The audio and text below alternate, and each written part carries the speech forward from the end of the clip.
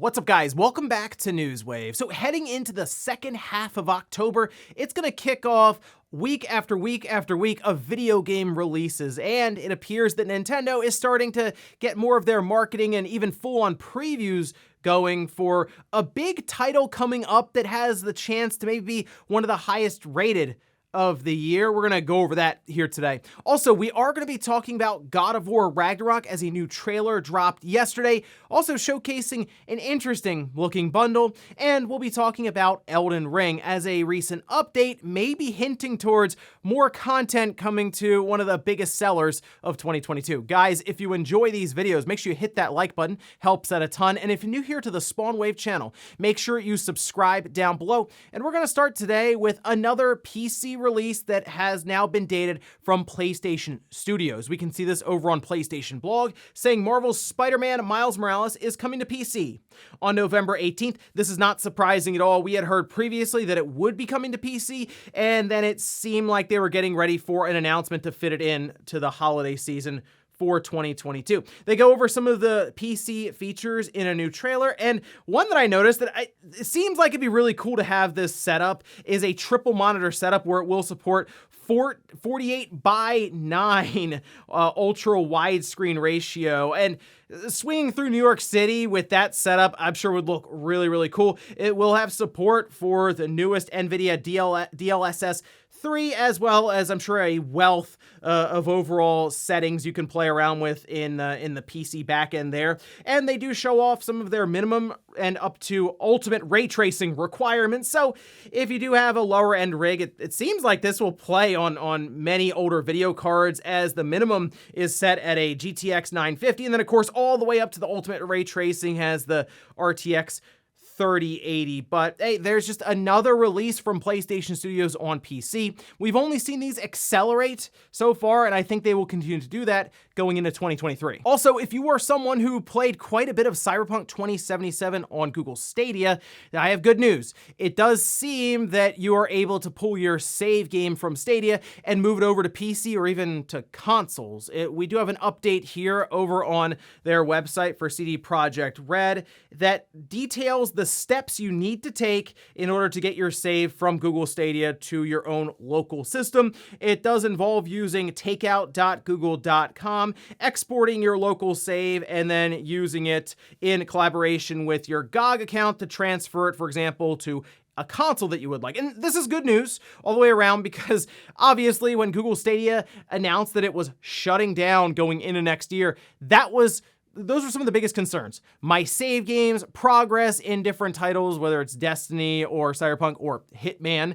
and then of course just the overall existence of some games like Guilt. Fortunately for Guilt, it will be ported to other platforms, and fortunately here, if you made quite a bit of progress in Cyberpunk 2077, you'll be able to continue that on other platforms, since we are expecting new content next year. Oh, and there has been a big criticism for the Xbox platform, which has to do with the game DVR, the functionality of recording some really cool stuff maybe that just happened in your game and then sharing it.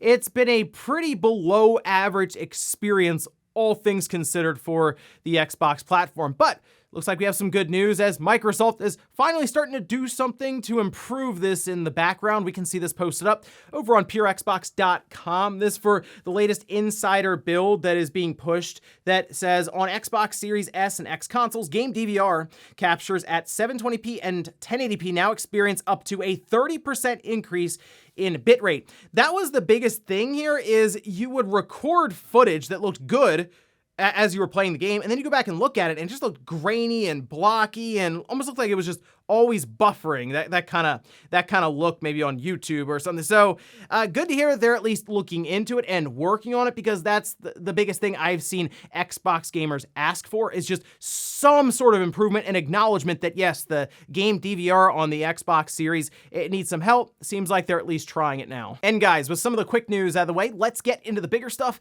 Let's start right away with a ton of preview covers that hit yesterday for one of my more anticipated games for the holiday coming up. And in fact, it's out in 2 weeks, and that is Bayonetta 3.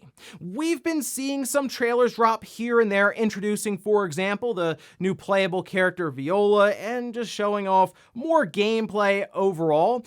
Unfortunately, some of it's not hit the best. Like, Game Informer did this thing where they exported the video incorrectly, and the thing was running at 20 frames per second for some weird reason, which obviously there's still a lot of skepticism around this game just running well on the Switch.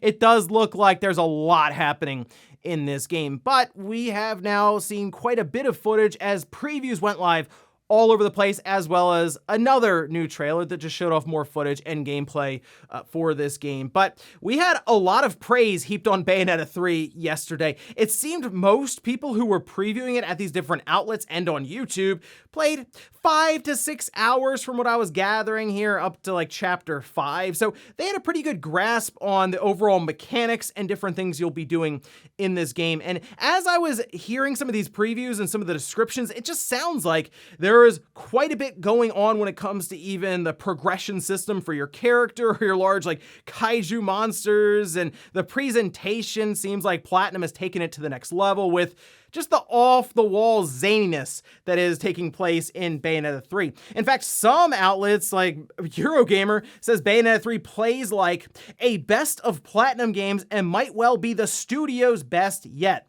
They also talk about how Scalebound lives on in Bayonetta 3 with the best new trick, I guess that just being the big kaiju, almost dragon-looking creatures there. And Platinum, they've kind of alluded to that anyway, that some parts of Scalebound, might be in Bayonetta 3, which at least they were able to use that concept and idea and carry it forward into a game like Bayonetta 3. And I am really happy to see a lot of the praise that's going out right now for Bayonetta 3 and Platinum games, because let's face it, Platinum they've had a hard time recently. Babylon's Fall didn't exactly go over the best for them. I mean, it's shutting down in less than a year, and I do believe there is quite a bit to do with Square Enix and how they were running a live service title like that. But I'm hoping that Bayonetta 3 can basically set things correct for Platinum games going forward here, because from what we're seeing in these previews, it does look like there's a lot of talent being displayed here for this game.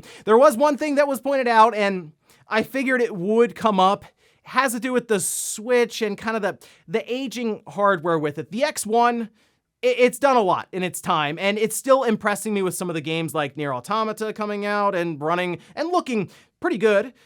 But yeah, it was mentioned there were frame drops and there were concerns around some of the larger scenes in Bayonetta 3 and some of the heavier action pieces where you would notice frame dips in a game like Bayonetta, where it's off-the-wall action, trying to string together a lot of combos for these high scores, and if you get hit because there is a random stutter or frame rate drop, then yeah, that can damage the overall experience. But I need to see more about this myself in person, natively on a TV screen, before I can definitively say that there are serious frame rate issues or anything like that. So really, so far, so good for Bayonetta 3, and I'm looking forward to this one, picking it up day 1 in 2 weeks. Next up, let's talk about God of War Ragnarok, another one of my most anticipated titles for holiday 2022. That a little further out than Bayonetta 3, about 10 days or so. But we did have another trailer for it and a reveal for an interesting hardware bundle. First, though, the trailer, it mostly focused on the next-gen immersion, as they had titled the trailer, talking about the PlayStation 5 DualSense controller, the 3D audio, all these things. But towards the end, they did unveil a new bundle for God of War Ragnarok.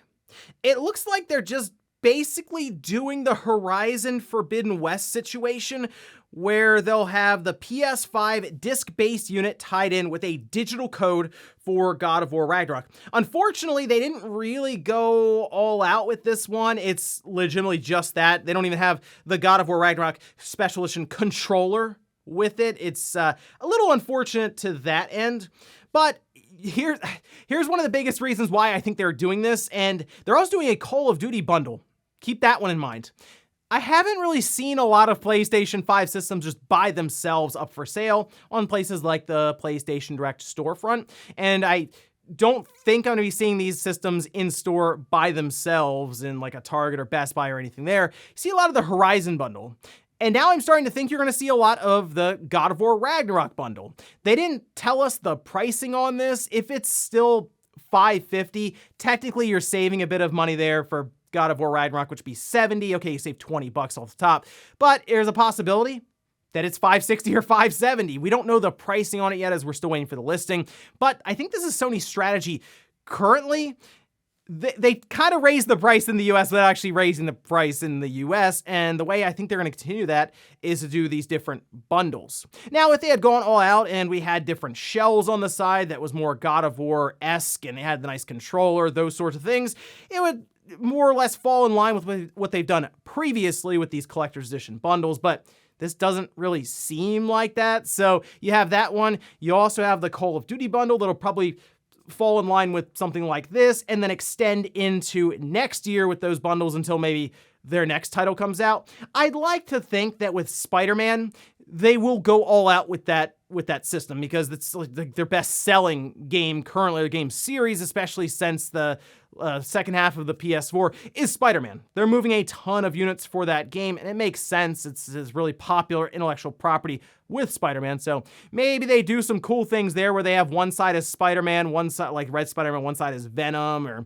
there's a few things they could do. But that's kind of where we are right now, is I expect more of these bundles to be announced as we get big new releases from Sony, because they kind of wanted to raise the price in the US, but they sort of couldn't because of the competition. So here we're now seeing bundles that will most likely be $550 minimum. Next up, let's talk about Elden Ring, which has been a massive success for FromSoft and Bandai Namco. And most likely, I feel like a lot of us expect it to be the favorite for Game of the Year at the end at the Keighley Awards. And at this point, some people are just giving it the trophy now. But it looks like we did have an update, that being 1.07, which we can see this over on VGC, detailing the changes, saying the introduction of separate damage scaling for PvP. The new feature enables separate damage scaling for weapons, skills, spells, and incantations when playing against other players. However, there was something else that was noticed, and you can see Lance McDonald tweeting this out. The latest update for Elden Ring adds menu strings related to ray tracing features. Oh, okay. That Elden Ring doesn't run that well as it is on consoles. It's all over the place, and it kind of relies on you having VRR support for your system to smooth out some of the shortcomings and frame rate issues. And we're talking about adding ray tracing in. We'll see about that one. Although I guess it could also just be for PC, where you can try to brute force that thing and see if it works. But something else that was noticed in the update we can see, once again from Lance McDonald, saying the update also includes references to 2 new maps that do not yet otherwise exist in the game data, which has now led to quite a bit of speculation that there would be some sort of downloadable content that would be sold at some point for Elden Ring. And it wouldn't shock me at all if this happened, because they're going to sell 20 million copies. They probably already have by now. So Bandai Namco is probably looking at that and talking to FromSoft thinking, hey, we should probably monetize this a bit more. Maybe we can have downloadable content and then we release the Game of the Year edition, because it's going to get Game of the Year from somebody. So it's easy to just kind of slap that on there and resell it again next year.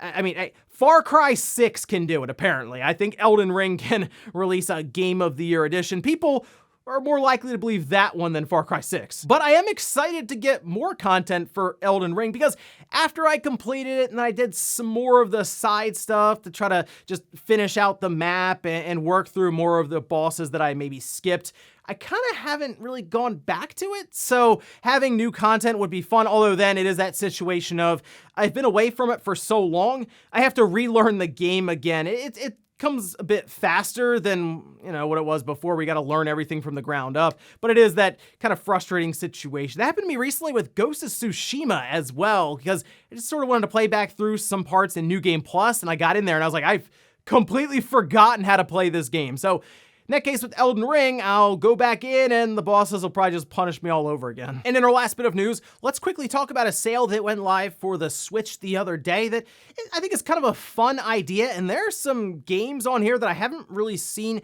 have these sorts of discounts yet. We can see this over on the sales and deals page for Nintendo. Starting at the top with Metroid Dread. Also, they have the Game of the Year nominee Keighley Awards banner next to it, so there you go, okay. But Metroid Dread, 30% off, down to $42. And the thing that's interesting about these is a lot, or I think almost all these games, have some sort of demo attached to them. So you can try the game out, and then if you like it, you can then take advantage of the discount that they have here. Yoshi's Crafted World is down to $40. Immortals Phoenix Rising is $15. I actually enjoyed Immortals Phoenix Rising. I played it on the Xbox, but the Switch port was decent to check out. So at 15 bucks, I kind of recommend that one. Ori and the Blind Forest, easy recommend there at 10 bucks. Triangle Strategy at $40. Dragon Quest XI-S, $35. Absolute steal for that game. I completely recommend Dragon Quest XI-S. Mega Man 11 is down to 10 bucks.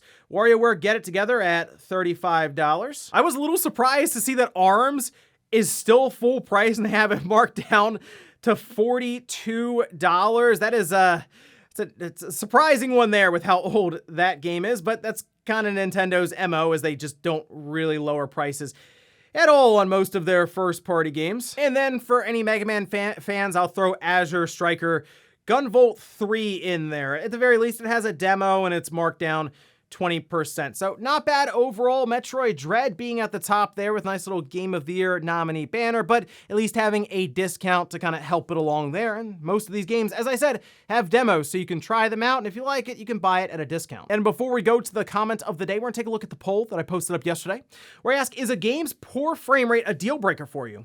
28% said yes, I can't play a game unless the frame rate is solid. 63% said maybe. If the game is really good, I don't mind as much. And then 9% said no, I don't care about frame rate. As people mentioned in the comments, it also kind of depends on the genre or type of game.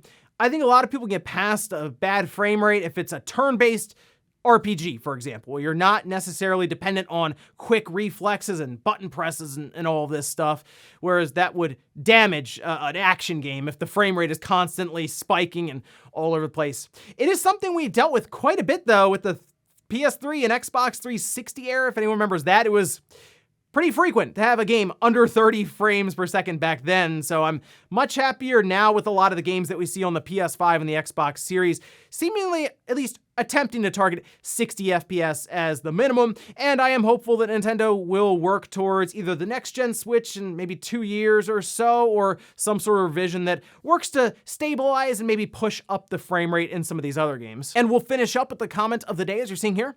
This is from Starscream saying, I checked out the compatibility with my large library and was very disappointed.